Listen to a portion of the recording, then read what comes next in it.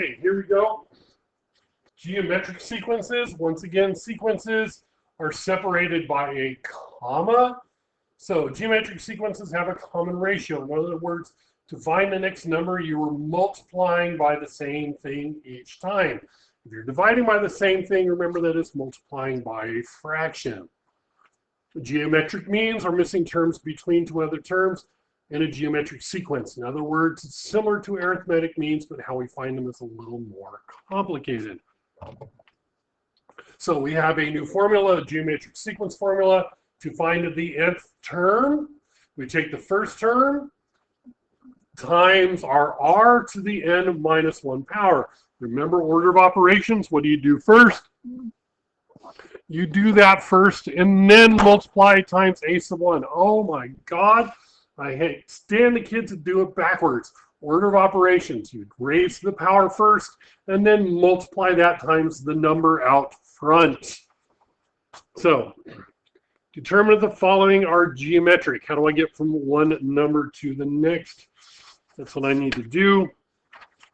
And remember, if it's geometric, then what would it be? It would be multiplying. To find r, it would take a number, divide it by the one in front. So 9 divided by 6, that would be 1.5. Does that work? And I'm good with decimals here because I have decimals.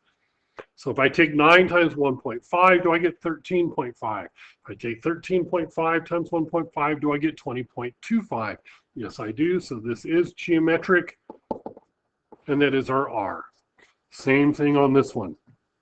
I take 3 divided by 3 divided by 12. What do I get? I get 1/4.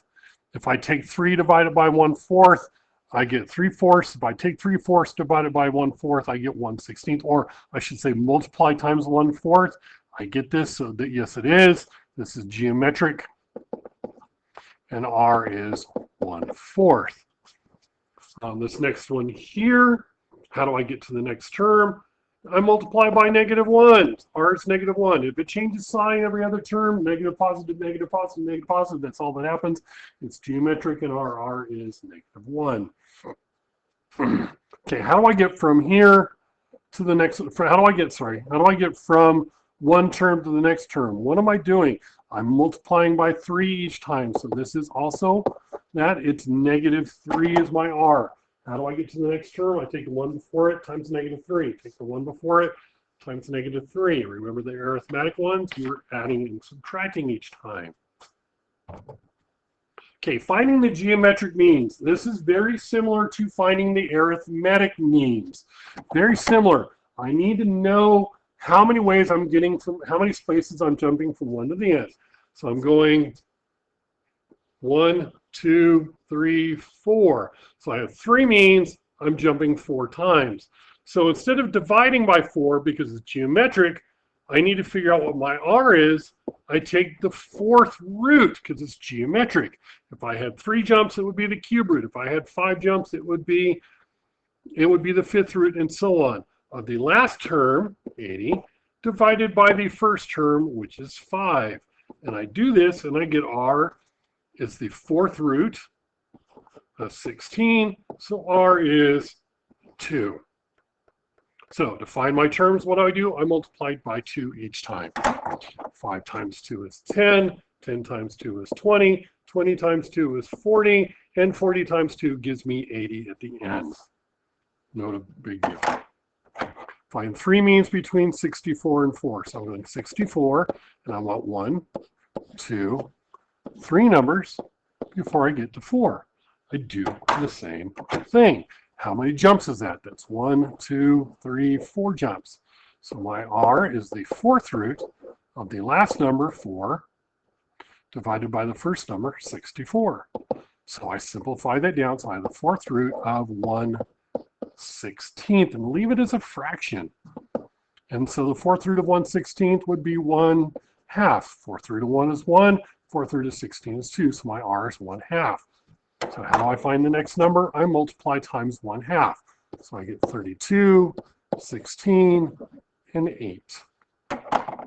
Easy peasy.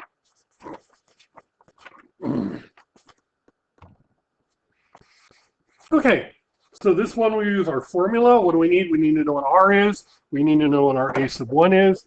To use the formula, my first term, A sub 1 is 5. How do I go from one to the other one? My R is 1/3. If you have a whole number followed by that whole number over a number into a fraction, 5 is followed by 5/3. How do I change 5 into 5/3? I multiply it times 1/3. That's what you do. And then if I want to test it, I take 5/3 times 1/3 and I get 5/9. 5 on the top, that doesn't change. My ones on the bottom go up by a multiple of 3 each time.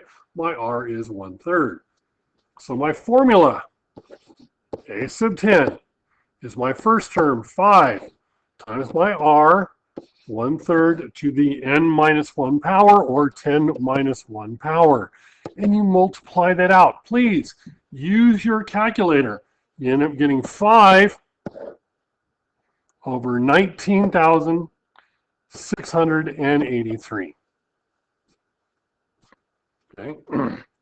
Now, to do the next one's a little more complicated. I want to find A sub 8 when I'm given the third term and the fifth term. What I need to do is I need to figure out my R. Everything in this revolves around R. So I want to do the same thing that I found for R using the geometric means for these two. I want to go from the third term to the fifth term. Okay, A sub 3, A sub 4, A sub 5. So I want to find R using this. So my R in this case would be the square root of the last term, 324, divided by the first term, 36. Okay, because how many jumps do I have? I have 1, 2 jumps, so that's why I'm taking the square root, and I end up getting R is equal to 3. Okay, now I have some options of how to find the next set of numbers. Okay, I can, my first option, and this is probably the easiest in this particular case, I want to go from A sub 5 to A sub 8. So what do? Well, A sub 6, I take A sub 5, 324 times 3, and I get 972. So the sixth term is 972. To find the seventh term, I take the sixth one, 972, times 3. And I get 2916. That's the seventh term.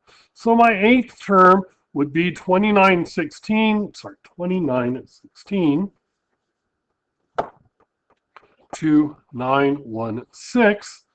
times 3, or 8748. And that would give me what I need. Okay, this is the easy way. Hey, I only need to make it 3. I'm only going to multiply by 3 3 times. It's easy enough to do. The other thing you can do is you can go find A sub 1.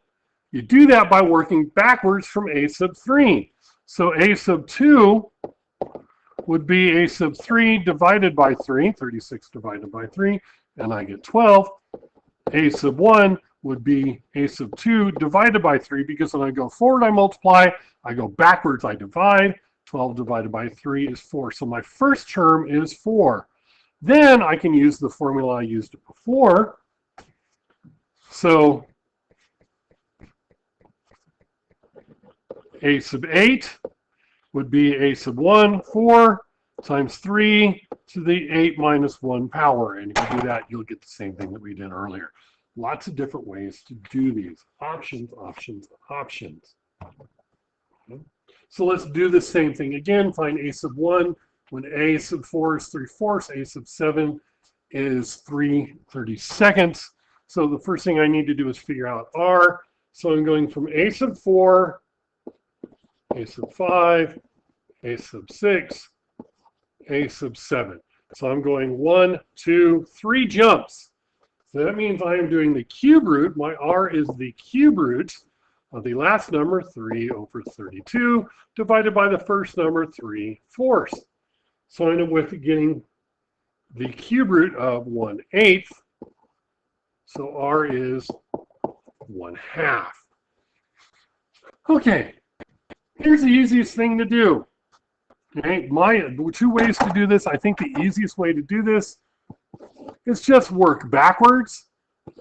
A sub 3 would be 3/4 divided by 1/2.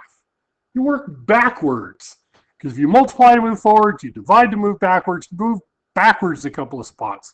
And so you get a sub 3 is 3/2, excuse me. A sub 2 would be 3/2 divided by 1/2, which gives us 3. And a sub 1 would be 3 divided by 1/2, or 6. Okay.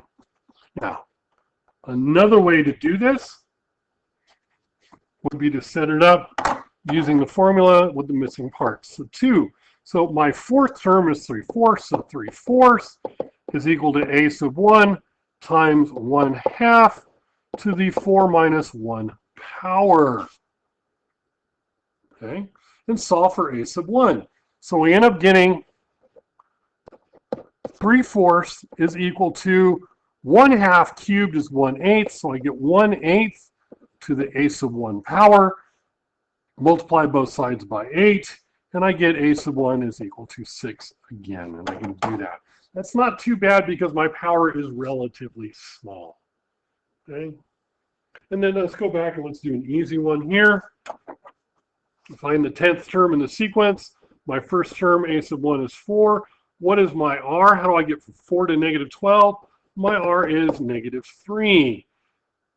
So I do this again. So my a sub 10, my 10th term, is the first term 4 times negative 3 to the 10 minus 1 power.